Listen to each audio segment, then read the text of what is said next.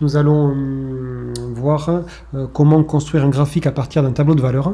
Donc ce tableau de valeurs, c'est le tableau de l'activité que nous avons faite. Donc nous allons ici corriger les questions 4 et 5. Donc ce tableau, en première ligne, les x, les antécédents qui vont correspondre aux abscisses des points, cela correspond au temps en secondes, et h de x, les images qui vont correspondre aux ordonnées des points, cela correspond à la hauteur du poids en fonction du temps.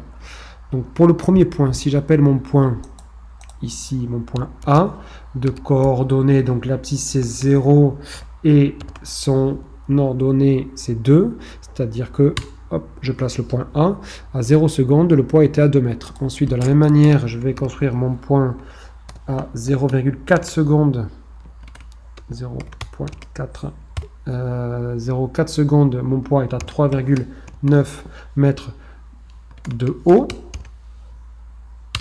Voilà, mon poids il monte. Ensuite à 0,8, mon poids est à 4,2 mètres de hauteur. 4,2 c'est l'ordonnée. Ensuite, mon point D, de la même manière, 1,2 secondes, est à 2,9 mètres de hauteur. Et enfin, mon point E, à 1,6 secondes, eh bien, mon poids atterrit au sol, touche le sol, et donc mon poids, c'est la distance à laquelle le lanceur a lancé le poids. Donc à partir de ces points là, nous allons pouvoir tracer donc une courbe passant par tous ces points. Donc pour cela, je les remplis dans le tableur. Donc le point A de coordonnées 0,2, le point C 0,4, 3,9, etc. Donc D et E. Et donc à l'aide de GeoGebra, je vais ici, donc je crée une liste, et dans ma saisie, hop, je vais donc hop, sur les listes en fonction, excusez-moi,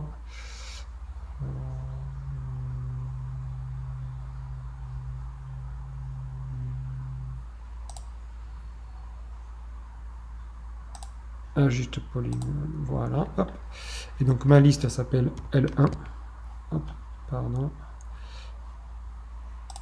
L1, je vais pas mettre 2 degrés, et donc voici ma courbe passant par les points que nous avons tracés. Alors elle a recréé des points, c'est 9, c'est 10, c'est 11, c'est 12, c'est 13, mais voilà, on voit bien la trajectoire du poids qui part à 2 mètres et ensuite qui retouche le sol à 1,6 secondes.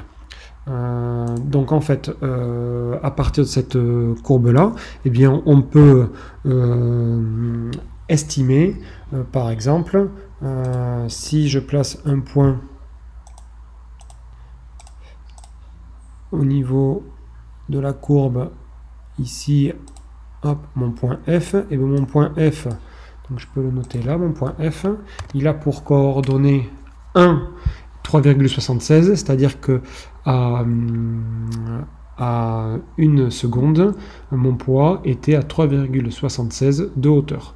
Donc cela nous permet en fait de faire des estimations, avoir des valeurs approchées des abscisses et des ordonnées de chaque point de la courbe, puisque la courbe est un ensemble de points.